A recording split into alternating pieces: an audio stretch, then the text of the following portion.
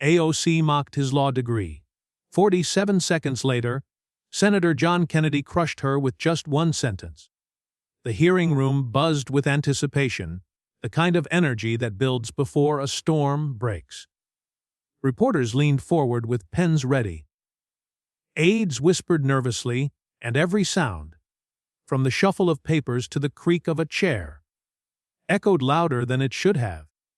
All eyes were locked on one table, where Kennedy sat, calm and unshaken, like a man who had weathered bigger battles than this. But before we dive deeper into this explosive exchange, welcome to Kennedy Tales! This is the place where intense, thought-provoking moments and gripping narratives come alive. If you're new here, make sure to subscribe, hit the like button, and join our family. Your support helps us share more powerful stories just like this. Now, let's step back inside that charged chamber. Across the room, Alexandria Ocasio-Cortez leaned forward, pen clenched between her fingers, her eyes sharp with disdain. She launched her attack without hesitation. Senator, I find it curious that someone with your outdated law degree thinks they can lecture us on modern policy. The words cut through the chamber like a blade, drawing gasps and smirks from the crowd.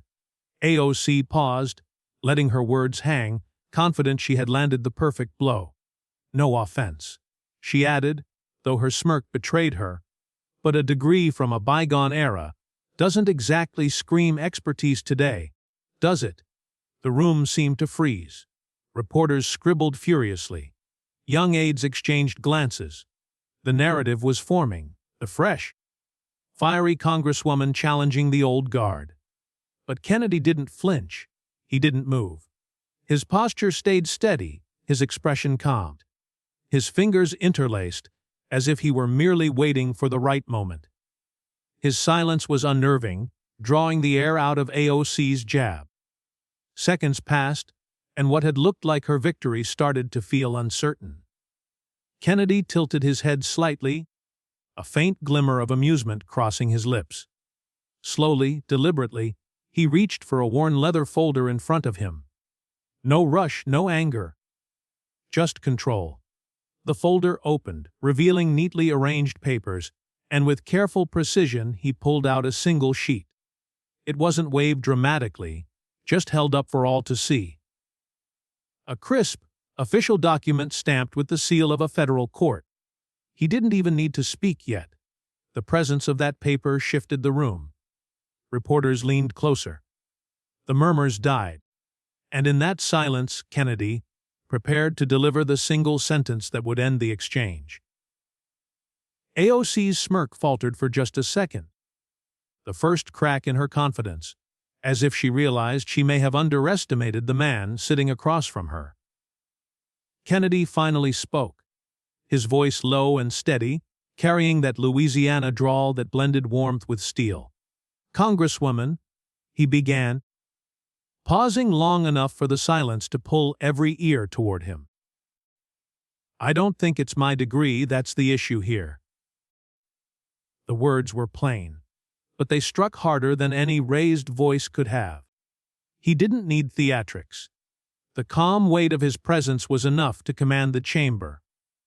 Reporters froze mid-sentence. Aides stopped whispering, and even AOC's pen hovered above her notes, motionless. Kennedy's eyes never left hers, and in that gaze it became clear, this wasn't just a response. It was a turning point. The crowd leaned in, sensing the shift. Kennedy's stillness wasn't weakness, it was strength. The kind that belongs to someone who's been tested before and knows exactly how to endure. He placed the paper back inside his leather folder, closing it with a soft snap that echoed in the silence. Then, leaning forward just slightly, he continued. "I've found that it's not the age of a degree that matters, but what you do with it." The line wasn't dramatic. It wasn't flashy, but it landed like a gavel striking wood. A ripple of agreement moved through the chamber. A few heads nodded. Some older faces in the audience exchanged knowing looks. They understood experience when they saw it. AOC opened her mouth, ready to fire back. But Kennedy wasn't finished. Relaxed in his chair, eyes sharp as a lawyer about to deliver a closing argument, he went on.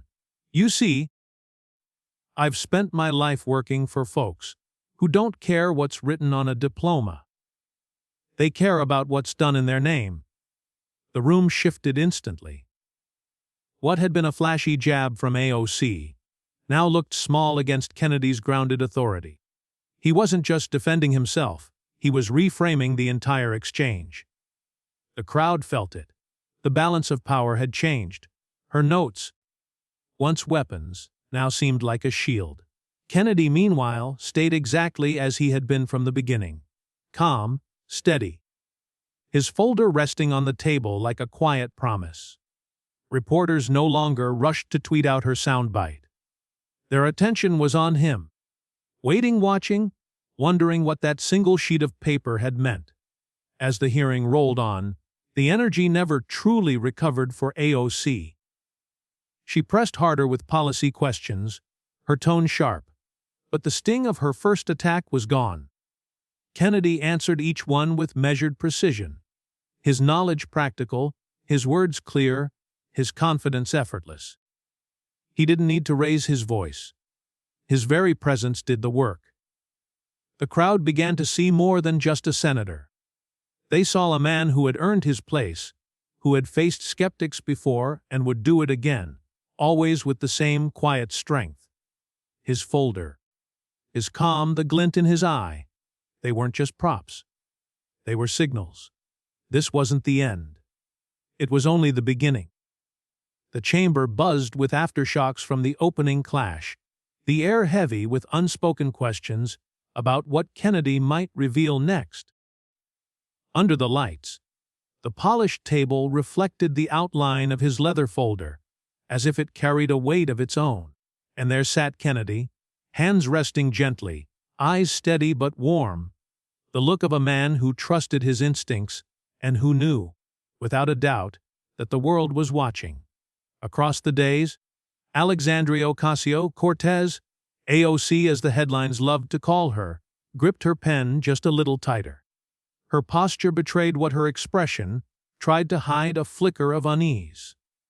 She had mocked Kennedy's law degree, dismissing it as a relic of a bygone era.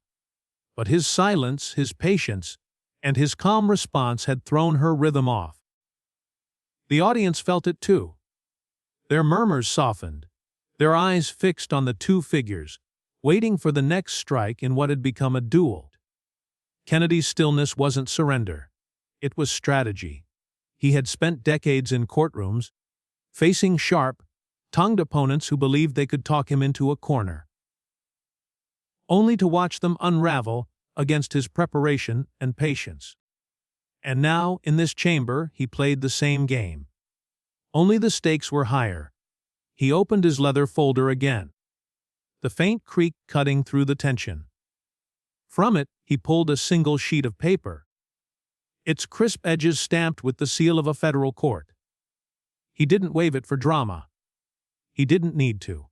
He simply placed it on the table, letting its presence speak. The room leaned forward as if pulled by gravity. Reporters paused mid-keystroke, aides craned their necks, and AOC's eyes darted to the page before she masked her reaction with a practiced smile. "Congresswoman?" Kennedy began, his Louisiana drawl slow, deliberate, carrying the weight of a seasoned lawyer. "You mentioned my degree earlier. Reckon you think it's not much to look at. But let me tell you about a case from a few years back." His tone was calm, conversational even, but it silenced the chamber. He glanced at the paper, not because he needed it, but to make sure every eye followed. "This here," he continued, "is a letter from Judge Margaret Ellison of the Fifth Circuit. She wrote it after I argued a case. One of those messy ones, where the law isn't just ink on paper, but a lifeline for folks who've got nothing else. The letter wasn't just evidence, it was a testament." Kennedy didn't boast, didn't rattle off credentials, but his words painted the picture. A small business owner on the brink of ruin, crushed by regulations he never wrote. Kennedy, still a lawyer then, spent months combing through case law, chasing down a precedent buried decades deep. He built an argument not just on logic, but on fairness, and he won. The judge praised his clarity, his command of the law, and his ability to make complexity human. AOC shifted in her seat, tapping her pen against her notes. She wasn't one to retreat. "That's a nice story, Senator," she said sharply, though her smile was tight. "But one case doesn't make you an expert on the issues we face today. The world has changed. We need people who understand the now, not the then." A ripple of agreement passed among younger faces in the crowd, and reporters scribbled her words as if they had their next headline. But Kennedy didn't bite. He leaned forward slightly, his eyes fixed on her, not hostile, but steady, the kind of calm forged in fire. "Congresswoman," he said, his voice even, "I don't claim to know everything about today's world. But I know this. The folks I work for, farmers, small business owners, teachers, they don't care about what's trendy. They care about what's true. And truth doesn't expire with a degree." The line wasn't thunderous, but it landed with quiet power, rippling across the room. Older members of the audience nodded knowingly. Kennedy wasn't defending a rade summa. He was speaking to something deeper. He pressed on, his tone richer now. "That case I mentioned, it wasn't about me. It was about a man who put everything he had into his business and nearly lost it to rules he didn't write. I didn't stay up those nights reading law books to prove I was smart. I did it because his livelihood depended on it. I didn't need a new degree to understand him. I needed to listen, to fight for what was right. That's what I've done my whole life, and I'm not about to stop now." The chamber was silent. His words hung heavy in the air. Even AOC seemed momentarily still, her pen resting on the table, her gaze lowered. Kennedy hadn't just told a story. He had revealed a lifetime of work, of showing up when it mattered. And in that moment, the weight of it all settled over the room like a verdict. He didn't need to rattle off his credentials or recite every victory. Judge Ellison's letter was proof enough. It wasn't flash. It wasn't fame. It was the kind of quiet evidence that carried weight. The audience felt it. Their attention drifted from AOC's bravado to Kennedy's grounded resolve. Reporters who had been ready to declare AOC the victor now scribbled furiously, sensing the story had shifted. Eyes whispered, some pulling out their phones to look up the case he had referenced, curious about the man who could turn a single sheet of paper into authority. AOC tried to pivot, her voice sharper now, laced with frustration. "Senator, I respect your experience, but we're talking about systemic issues here, not just one man's story. We need bold ideas, not old cases." It was a fair point, but the sting was gone. Kennedy's calm had dulled the edge. He didn't answer immediately. Instead, he reached for his glass, taking a slow sip of water, the pause deliberate, forcing the room to sit in silence. When he finally spoke, his tone was steady, even. "I hear you, Congresswoman," he said, his drawl unhurried. "But systems are made of people. And people need someone who'll fight for them, not just talk about it." The words weren't flashy, but they cut clean. The hearing pressed on, yet the moment lingered. Kennedy's leather folder stayed on the table like a coiled weapon, hinting at more inside. Across from him, AOC's notes had turned into frantic scribbles. The confidence with which she had opened the exchange now seemed tempered by the realization she might have underestimated her opponent. The crowd, too, was locked on Kennedy, not just for what he said, but how he said it, with a quiet authority that didn't need volume to command respect. He had turned her attack into opportunity, not by striking harder, but by standing steady. The chamber buzzed with restless energy, the kind that swells when a clash is building toward something unforgettable. The polished wood of the dais, the rows of attentive faces, the faint scratching of reporters' pens. All of it seemed to vibrate in the aftermath of Kennedy's measured response. AOC had come in swinging, mocking his law degree as a relic. But Kennedy, with nothing more than a letter and his unflappable presence, had already shifted the ground beneath her. His folder sat untouched, a quiet promise of ammunition still held in reserve. The room leaned forward. Reporters, aides, onlookers, all drawn into the tension as if waiting for a verdict. AOC straightened in her seat, gripping her notes like an anchor. "Senator," she began, her voice slicing through the chamber's hum. "You keep talking about your past, your cases, your old-school approach. But we're in a new era. Climate, inequality, technology. These challenges demand bold, forward-thinking solutions, not stories from decades ago." Her words hit sharp, calculated to reframe the debate. Younger aides nodded, phones buzzing with drafts of tweets that could spin the exchange. For a moment, it seemed she might reclaim the momentum, her passion reigniting the edge that made her a force in Congress. But Kennedy didn't move. His posture was loosed, his hands resting lightly on the table. His gaze on her was steady, neither defensive nor hostile, just patient, like a man who'd weathered harder storms. The room felt the weight of his silence, the kind of pause honned in courtrooms where timing could change everything.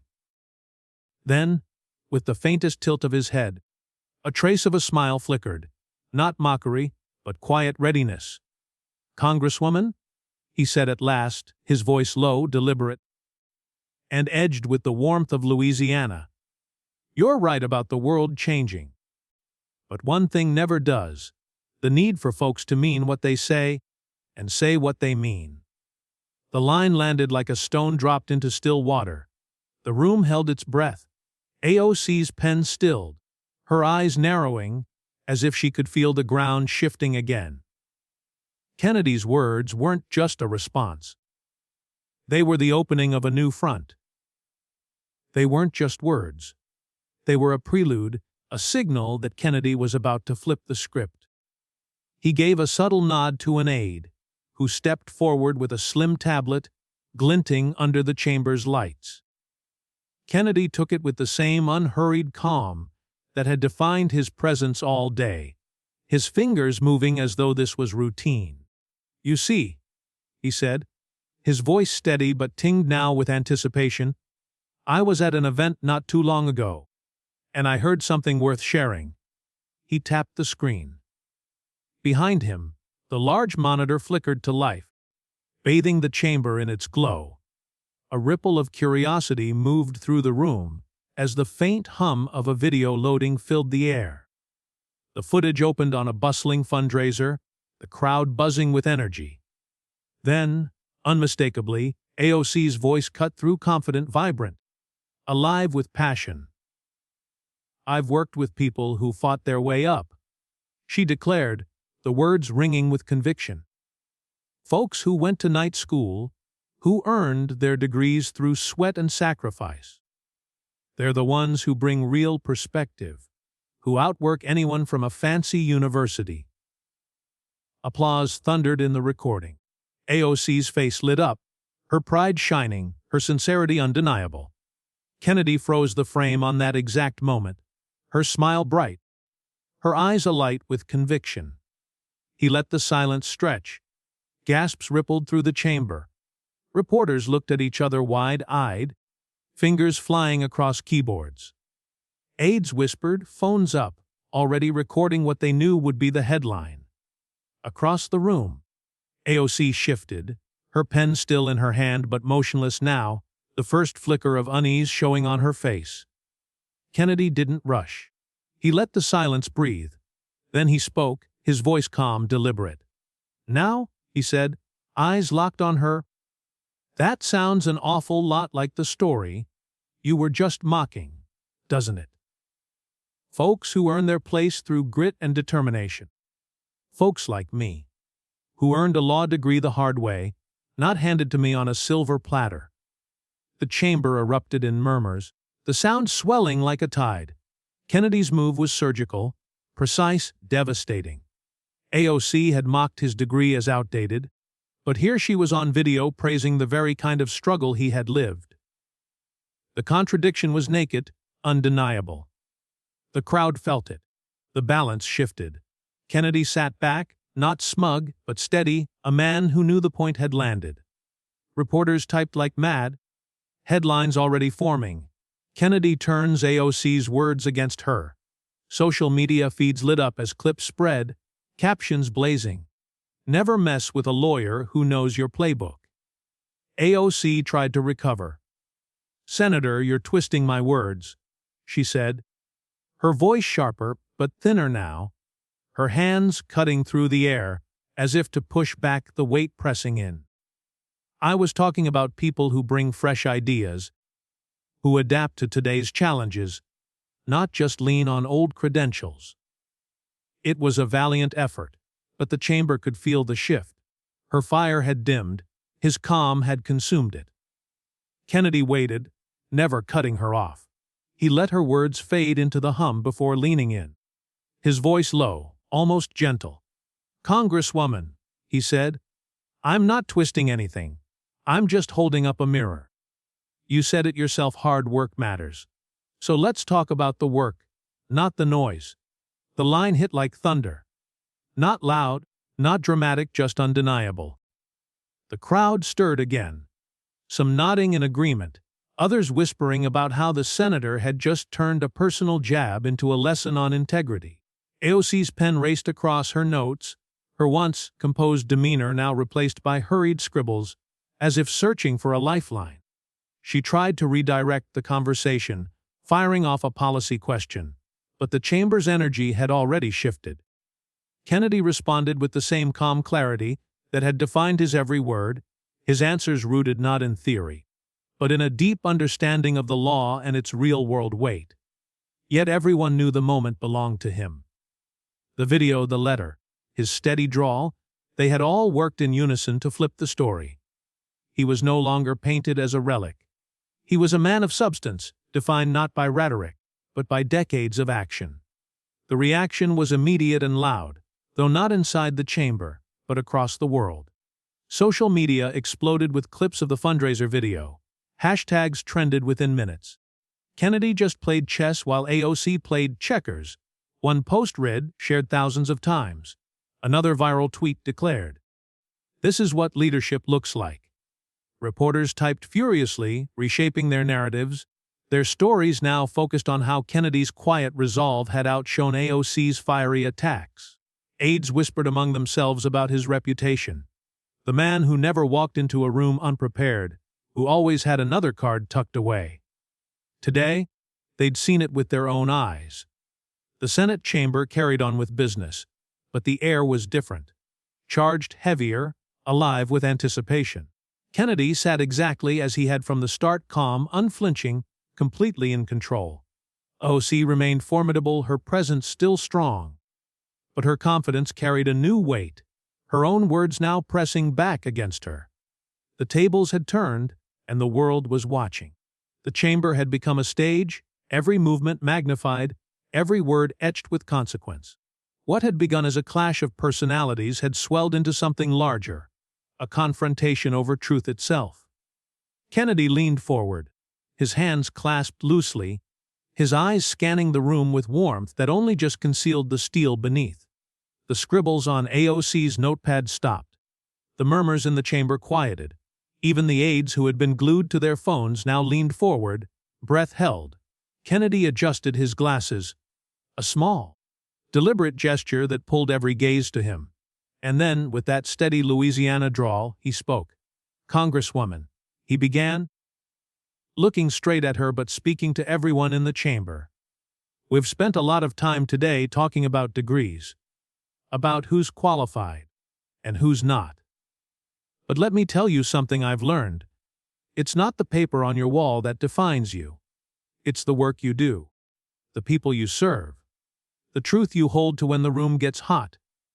The words weren't shouted. They didn't need to be. They fell over the chamber like a stone in still water, the ripples spreading far and wide.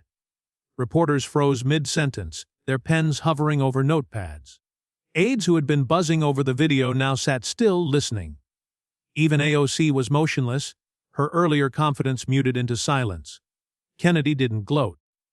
He didn't press the advantage. Instead, he shifted the ground beneath them all, lifting the conversation from personal attacks to something universal. I've met folks all over this country, he continued, voice steady, but pulsing with conviction. Farmers who've lost their crops to bad policy. Small business owners fighting to keep their doors open. Parents working 2 jobs just to give their kids a shot. You know what they ask me? They don't ask about my degree. They ask if I'll listen, if I'll fight for them. And that's what I've done. Every single day. His voice carried through the chamber with a force that wasn't about volume, but about truth. It resonated, not just in the Senate, but in the hearts of everyone who had ever been underestimated, dismissed, or told they didn't belong. Kennedy wasn't just defending himself anymore. He was speaking for them. The room seemed to hold its breath. Aides who had clawed their way into these halls, reporters who had once cut their teeth at tiny hometown papers, even the onlookers who had fought their own battles just to be heard. All of them felt the weight of Kennedy's words. He had reminded them that worth isn't measured by titles or pedigrees, but by the impact you leave behind. He paused, letting the silence deepen, his gaze sweeping across the chamber, as if inviting everyone to find themselves in his story. AOC tried to break through, her tone sharper now, carrying the edge of defense. Senator, no one's saying you haven't worked hard. But we're talking about systemic change, about big ideas that move us forward. That's what people need right now. It was a fair point, one that might have carried weight earlier. But the room's gravity had already shifted. Kennedy's calm, his preparation, and his ability to turn her own words against her had transformed her argument into something hollow, like a slogan searching for substance. He didn't cut her off, didn't raise his voice. He simply waited, letting her words fade into the silence. Then, with quiet strength, he answered. Congresswoman, he said, voice steady but resolute, big ideas are only as good as the folks they actually help. And helping folks starts with listening, with showing up, with doing the work, even when nobody's watching. The chamber leaned in. Their attention had moved, no longer on AO's flash, but on Kennedy's substance. He didn't need theatrics. His story carried its own gravity. He leaned back slightly, his hands resting on the table, and continued, When I was a young lawyer, I took on cases nobody else wanted. People who couldn't pay much. People the system had already written off. I didn't do it for applause or headlines. I did it because it was right. And every time someone tried to tell me I wasn't good enough, I let my work answer for me. The words were simple, but they hit with undeniable weight. Kennedy's career wasn't built on privilege or polished speeches. It was built on showing up, case after case, fight after fight. His gaze moved across the chamber once more, his voice softening without losing any of its power. That's what I want folks to remember. It's not about where you studied or what's written on a diploma. It's about what you do with what you've got. It's about showing up, day after day, and fighting for what's true. The silence that followed felt like a call to action.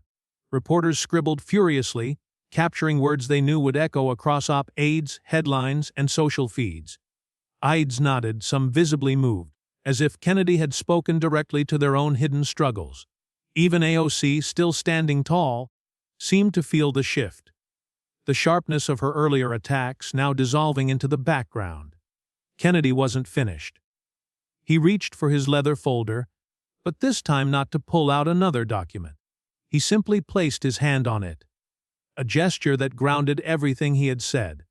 I don't need anyone to tell me my worth, he declared, his voice calm but unshakable. I don't need a fancy title or a degree from a big-name school.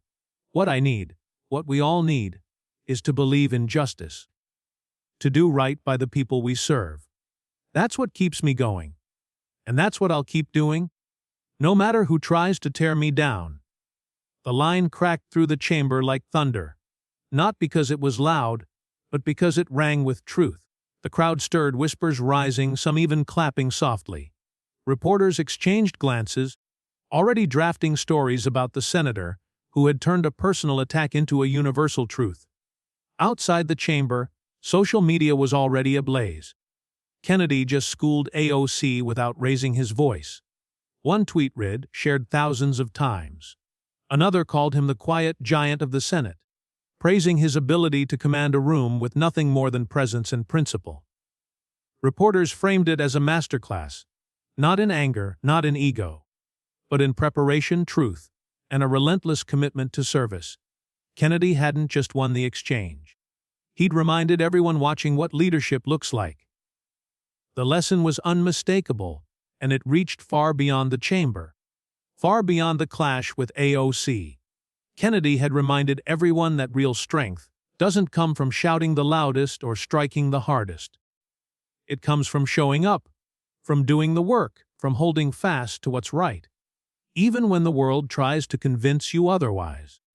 For the young aides in the room, it was a call to keep pushing, no matter the obstacles in their path. For the reporters, it was a story of substance outshining spectacle. For the onlookers, it was a moment that forced them to reconsider their own assumptions about who truly belongs and why. As the session wound down, Kennedy sat back, his leather folder untouched, his work complete. AOC pressed on with her questions, her passion undimmed, but her momentum had been blunted. The crowd still watched her, but their eyes kept drifting back to Kennedy, the man who had taken a moment of doubt and turned it into a lesson for the ages. And that lesson was bigger than politics. It wasn't about winning a debate. It was about living with integrity, about proving your worth through action, not word. It was a reminder to everyone in that chamber, and to the millions watching beyond it, that true leadership doesn't need a spotlight or a podium. It only needs the courage to stand firm, and the quiet wisdom to let your work speak louder than anything else ever could.